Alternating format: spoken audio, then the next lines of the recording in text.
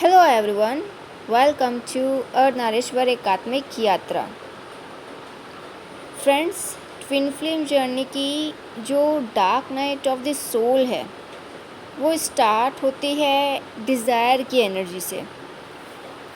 अगर energy chart की बात करें तो डिज़ायर का लेवल रहता है 125 पर सबको यही लगता है कि डिज़ायर सिर्फ रीयूनियन के फॉर्म में ही रहती है, कि इस जर्नी में सिर्फ एक ही डिज़ायर रहती है कि रीयूनियन हो जाए, पार्टनर मिल जाए। और जब तक इनर वर्क पूरा नहीं होता, डिज़ायर्स की एनर्जी अपने फॉर्म्स चेंज करती रहती है। ये बात बहुत कम ट्विन फ्लेम्स को पता है। डिज़ायर होना गलत बात नहीं है, क्योंकि जब तक मन है उसमें डिज़ायर्स उठती रहेंगी। पर ऐसी डिज़ायर्स खतरनाक है जिससे व्यक्ति अपना मानसिक संतुलन ही खो बैठे, मेंटल स्ट्रेस उसमें बढ़ जाए, फ्रस्ट्रेट रहने लग जाए, अच्छे बुरे का ख्याल ही ना रहे, अपने कर्मों का होश भी ना रहे। तो ऐसी डिज़ायर्स व्यक्ति के पतन का कारण बनती है। अगर सही वक्त रहते व्यक्ति अपनी डिज़ायर्स का आकलन नहीं करता है, डिज़ायर्स के पीछे का कारण नहीं समझता, उसकी कार्मिक शीट बहुत बिगड़ जाती है। जैसे डिज़ायर्स किस किस फॉर्म में व्यक्ति को नीचे गिराती हैं। रीयूनियन की डिज़ायर, डीएम की अवेकनिंग की डिज़ायर, मतलब हर वक्त सोचते रहना कि डीएम की अवेकनिंग कब होगी, तो मन में वो भी डिज़ायर रहती है, वो भी एक डिज़ायर का फॉर्म ही है। डीएम बात करे, एक मैसेज ही कर ले, वो डिज़ायर, वो भी एक फॉर्म है। पैसे की डिज़ायर, ऐसे हम पूरी जर्नी में ऐसी कई सारी डिज़ायर्स हमारे मन में होती है, ट्विन फ्लेम्स के मन में होती है। और इनिशियल स्टेज पे डिज़ायर की एनर्जी का लेवल बहुत ज़्यादा होता है,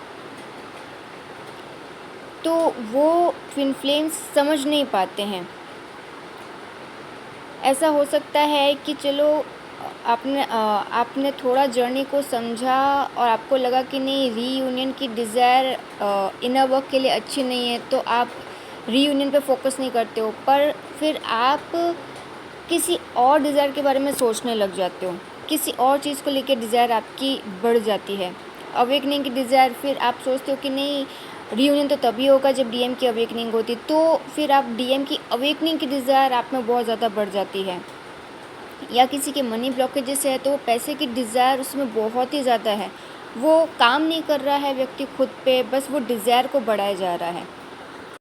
ऐसी स्थिति जहां आपको कोई समझाए कि जो काउंटर पार्ट है वो आपके लिए ठीक नहीं है, बहुत सारे फ्लॉज हो सकते हैं आपके काउंटर पार्ट में, उसे लोग कहेंगे उसे भूल जाओ, और तुरंत आप गुस्सा कर दें, समझाने वाले को ही अपना दुश्मन मान बैठें, घृणा करने लगे। चाहे पेरेंट्स हो, फ्रेंड्स हो, समझा रहे हों, पर आप एक शब्द नहीं सुनना चाह रहे कि नहीं भाई, वो तो मेरा डिवाइन मैस्कुलिन है, डिवाइन मैस्कुलिन है, सपनों का राजकुमार है। आप सोच रहे हो कि वो वन एंड ओनली मेरे लिए बना है, कोई उसके अगेंस्ट कैसे बोल सकता है। आप में यहाँ जो डिज़ायर की एनर्जी है वो डेंजरस फॉर्म में होती है, एक चेज़र के अंदर। यानी किसी को पाने की डिज़ायर और उसे खोने का डर, दोनों एनर्जीज़ जब साथ साथ में चलती हैं, व्यक्ति वहाँ इमोशनली वीक होता है, इम्बैलेंस होता है। जो डिज़ायर का एनर्जी लेवल है वो 125 है, और जो फियर का होता है वो 100 होता है। यानी जो फियर है वो एनर्जी से भी बहुत नीचे है। वहाँ चांसेस हैं इनर वर्क भी हो नहीं पाता, कठिनाई आती है।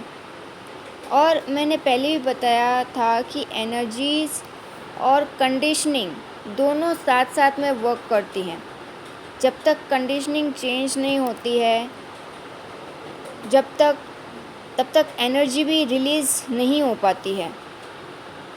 कई लोग ऐसा सोचते होंगे जो इनिशियल स्टेज पे होते हैं, जिन्होंने इनर वर्क स्टार्ट किया है या उनको कुछ यहीं 2-3 महीने हुए होंगे मेडिटेशन किए हुए, और वो सोचते हैं कि नहीं, एनर्जी रिलीज़ क्यों नहीं हो रही है, फियर रिलीज़ क्यों नहीं हो रहा है, डिज़ायर क्यों नहीं निकल रही है, डिज़ायर के लेवल से ऊपर क्यों नहीं उठ पा रहे हैं, या कोई गिल्ट में होता है, कोई शेम में होता है, तो उनकी एनर्जीज रिलीज़ नहीं होती हैं।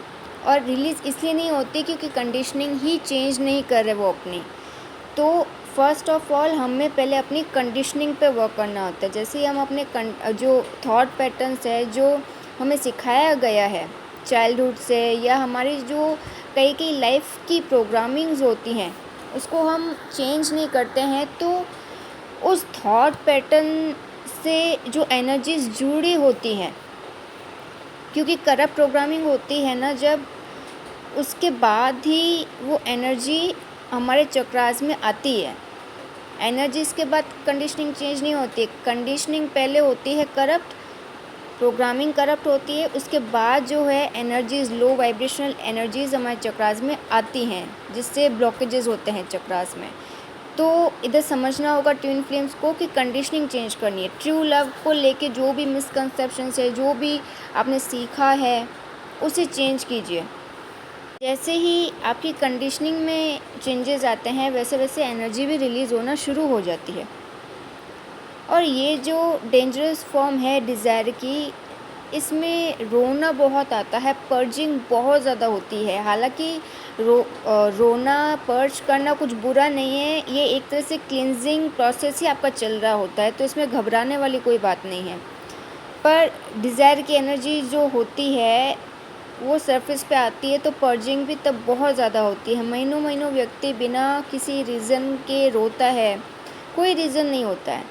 जिस पर्सन की उसको क्रेव है, उसे याद करते करते रोएगा या रोएगी, और ऐसा महीनों चल सकता है। जो पर्जिंग का होता है फेज़ जो होता है, वो महीनों तक भी चल सकता है, 2 महीने, 3 महीने। डिज़ायर का होना मतलब अतृप्त मन। डिज़ायर होती क्यों है हमारे मन में आखिर? क्योंकि जो मन है वो सेटिस्फाइड नहीं है, अतृप्त है। और मन कभी तृप्त नहीं होता है। मन वहाँ तृप्त होता है, वहीं शांत होता है जब मन मिट जाता है। जब मन रहे ही ना, तब वहाँ कोई डिज़ायर उठ नहीं पाती है।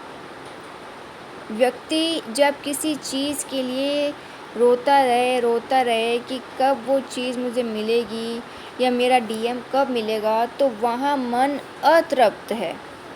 यानी वो व्यक्ति जिसका मन अतृप्त होता है, वो अपनी लाइफ से कभी खुश नहीं रह पाता है। कई लोग होते हैं जिनके पास बहुत सारा पैसा है, बहुत मनी एबंडेंस होता है, होते हुए भी वो कभी खुश नहीं रह पाते हैं। फिर भी उनकी जो मांग है वो बढ़ती जाती है। वो यूनिवर्स में ऐसे ही वाइब्रेशन भेजते हैं कि नहीं, मुझे और चाहिए, और चाहिए, और चाहिए। तो यहाँ क्या, मन अतृप्त है। और यही लोग होते हैं जो ऑलवेज सब कुछ होता है लाइफ में, अच्छी खासी लाइफ जी रहे होते हैं, सब कुछ है, घर है, एक छत है, अच्छी जॉब है, कमा रहे, खा रहे हैं, अच्छी फैमिली भी होती है, पर शिकायतें उनकी बहुत रहती है कि लाइफ अच्छी नहीं है, हमारी लाइफ अच्छी नहीं है। तो इट मीन्स कि वो सेटिस्फाइड नहीं है अपनी लाइफ से, और ना ही वो यूनिवर्स और गॉड के प्रति थैंकफुल है। इनर वर्क अगर चल भी रहा है तो डीएम को पाने के लिए इनर वर्क करते भी हैं ट्विन फ्लेम्स इस जर्नी में, तो सिर्फ उनका एक पर्पस रहता है स्टार्टिंग में कि डीएम को पाना है, ये व्यक्ति मिल जाए, इसलिए हम कर रहे हैं। डीएम की अवेकनिंग के लिए कि डीएम अवेकन हो जाए, मेरा इनर वर्क पूरा होगा। डीएफ सोचती है मेरा इनर वर्क पूरा होगा तभी डीएम की अवेकनिंग पॉसिबल है, तो इसलिए वो इनर वर्क करती है।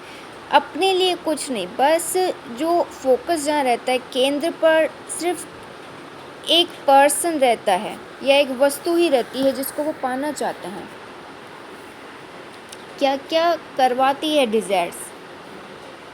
सुबह शाम मैनिफेस्टेशन, विजुअलाइजेशन करवा रही हैं, दिन रात अफर्मेशंस रटे जा रहे हैं लोग, क्यों करते हैं ऐसा? क्योंकि डिज़ायर्स हैं मन में बहुत ज़्यादा।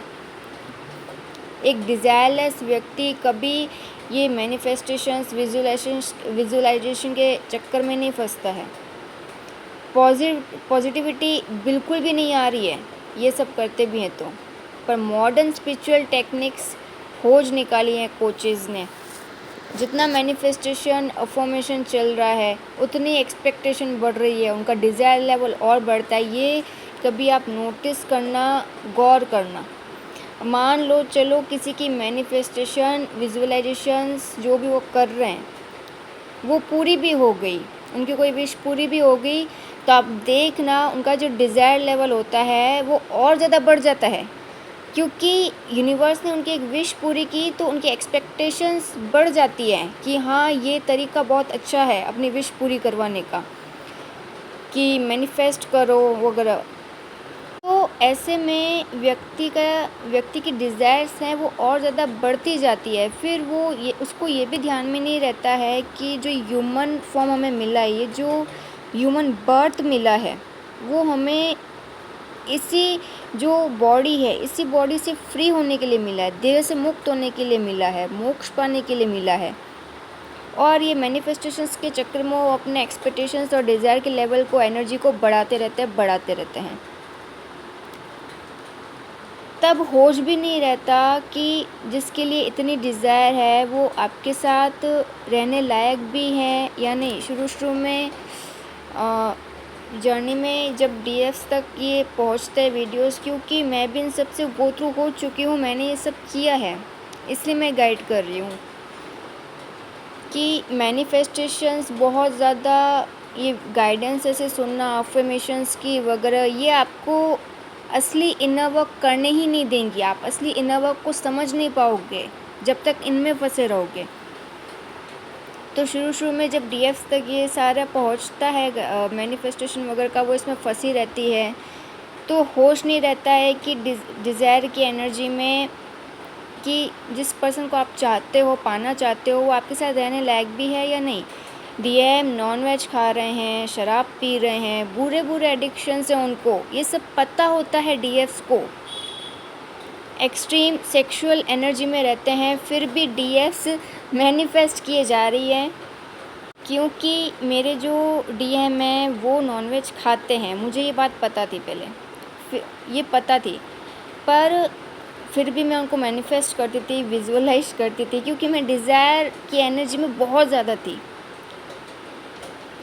तो डीएफ्स ऐसा करती हैं, बहुत सारे बुरे एडिक्शंस में डीएम फंसे होते हैं, फिर भी उनको मैनिफेस्ट और विजुअलाइज किए जा रही हैं। और ऐसी जो विजुअलाइजेशन होती है जहाँ आप भी डिस्टॉर्टेड हो, आप भी लो वाइब्रेशन में हो, आपका डीएम भी इतने एडिक्शंस में फंसा है, तो वहाँ मैनिफेस्टेशंस फिर कैसे सही साबित होंगे? फिर वो 3D में मैनिफेस्ट नहीं हो पाते हैं। इसलिए 3D में मैनिफेस्टेशंस और विजुअलाइजेशंस नहीं मैनिफेस्ट होते हैं, ना वो व्यक्ति मिल पा रहे हैं, खुद को भी ड्रेन किए जा रही है। कई डीएफ्स जब थक हार जाती हैं ये सब करते करते, तो तांत्रिकों के पास भी चली जाती हैं, बाबाओं के पास, कि कुछ तंत्रों मंत्रों से हो जाए।